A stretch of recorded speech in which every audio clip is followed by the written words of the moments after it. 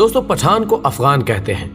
افغان اس لیے کہتے ہیں کہ افغان حضرت سلیمان علیہ السلام کے ایک بیٹے کا نام تھا اور ان کو جنات کی زبان سے پیار ہو گیا تھا، تو انہوں نے اپنے والد حضرت سلیمان علیہ السلام سے کہا کہ آپ جنات کو کہیے کہ مجھے اپنی زبان سکھائیں۔ سلیمان علیہ السلام نے اپنے بیٹے کی درخواست قبول کی اور جنات کو حکم دیا کہ افغان کو جنات کی زبان سکھائی جائے۔ وہ زبان بعد میں پختون کے نام سے پہچانی گئی۔ پٹھان کی اصلیت اور قومیت کے بارے میں جو دلائل ہیں وہ یہ کہ پٹھان حضرت ابراہیم علیہ السلام کی اولاد میں سے ہیں اور حضرت اسحاق علیہ السلام کی اولاد ہیں، اور قومیت سے بنی اسرائیل ہیں۔ دوستو اب سوال یہ ہے کہ افغان قوم کو پٹھان کیوں کہا جاتا ہے؟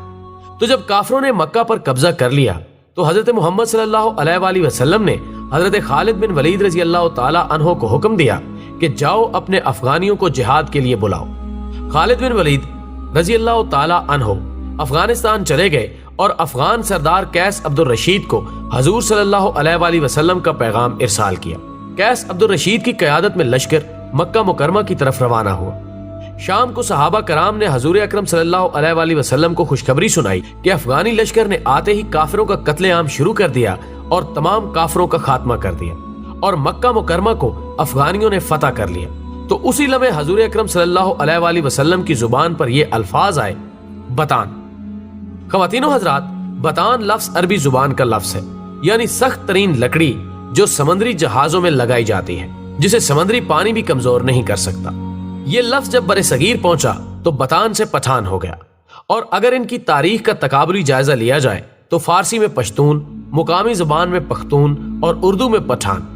یہ قوم دنیا بھر میں پھیلی ہوئی ایک غیرت مند قوم کے طور پر گردانی جاتی ہے، جن میں افغانستان، پاکستان اور بھارت اول نمبر پر ہیں۔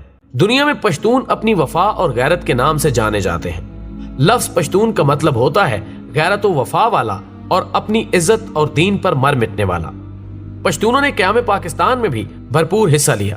بعض مورخین کے مطابق پٹھان آریائی یا یونانی نسل سے ہیں، اور بعض کے نزدیک یہ قیس عبد الرشید کی اولاد ہے، جبکہ تیسرے نظریے کے مطابق ان کا تعلق بنی اسرائیل کے گمگشتہ قبائل سے ہے۔ خود قیس عبد الرشید کی اولاد سمجھنے والوں کا نظریہ ہے کہ مکہ میں قیام کے دوران حضرت خالد بن ولید رضی اللہ تعالی عنہ نے اپنی صاحبزادی ان کے مورث اعلیٰ کے نکاح میں دے دی تھی، جنہیں وہ ہمراہ لے کر اپنے وطن واپس آیا، اور پھر انہوں نے یہاں اپنی بقیہ زندگی اسلام کی ترویج و اشاعت میں صرف کر دی۔ اسی طرح قیس عبد الرشید کی اولاد پٹھان کہلاتی ہے، جبکہ یہ بھی کہا جاتا ہے کہ خود قیس عبد الرشید کا تعلق بھی بنی اسرائیل کے بادشاہ ساؤل یعنی حضرت طالوت کے 37ویں پشت سے تھا۔